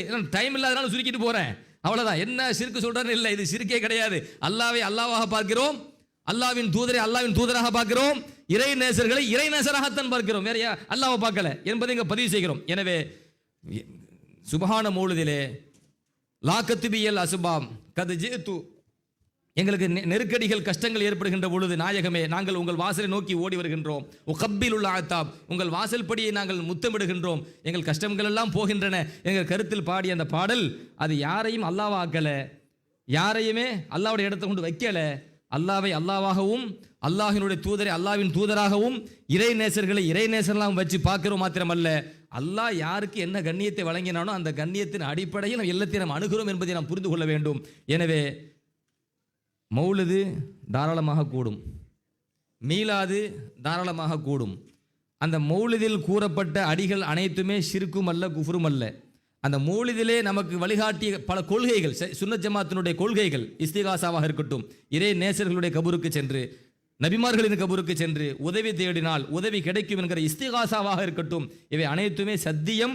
அதற்கான சான்றுகள் ஏராளம். அல்லாஹ் சுப்ஹானஹு தஆலா ஷரியத்தை உள்ளதை உள்ளபடி விளங்கக்கூடிய ஞானத்தை நமக்கு வழங்குவானாக. ஹக்கை ஹக்காக விளங்கக்கூடிய ஞானத்தை அல்லாஹ் நமக்கு வழங்குவானாக.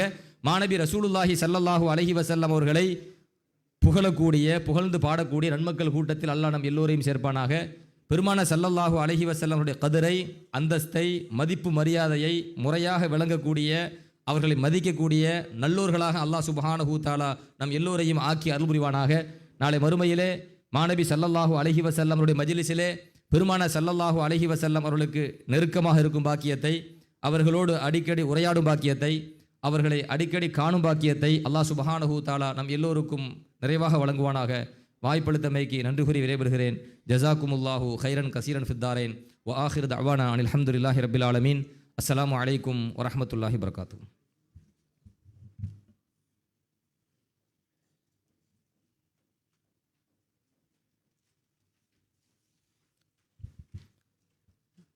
நம் உயிரிலும் மேலான நபிகள் நாயகம் ஸல்லல்லாஹு அலைஹி வஸல்லம் அவர்கள் பற்றிய பல பெருமதியான கருத்துக்களை எங்களோடு பகிர்ந்து கொண்ட இன்றைய நிகழ்ச்சியின் பிரதம பேச்சாளர், மதிப்புக்குரிய சகோதரர்,